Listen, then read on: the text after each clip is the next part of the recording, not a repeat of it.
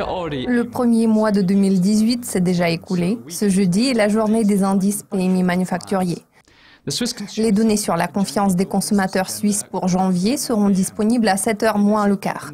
L'indice se situe dans le rouge depuis 2014, mais il est censé passer dans le territoire positif. La Grande-Bretagne publiera son indice nationwide des prix immobiliers en quart d'heure plus tard. Les prix ont augmenté pendant 4 mois d'affilée et cette tendance devrait se poursuivre en janvier. La Suisse fera connaître ses ventes au détail pour décembre à 8h15. L'indice a été dans le rouge pendant 5 mois consécutifs, mais les analystes prévoient une accélération des ventes en décembre.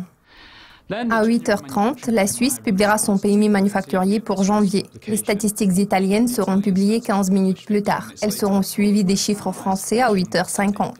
L'Allemagne fera connaître l'estimation finale de son PMI à 8h55 et les données de l'ensemble du bloc seront disponibles à 9h. Enfin, la Grande-Bretagne doit publier son indice PMI manufacturier à 9h30.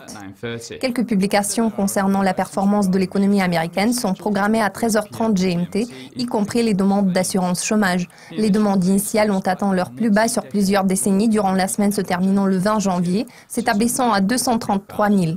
L'estimation préliminaire de l'indice de la productivité et des coûts du 4e trimestre sera publiée à la même heure. Les coûts ont diminué au 3e trimestre, mais la productivité a augmenté de 3%.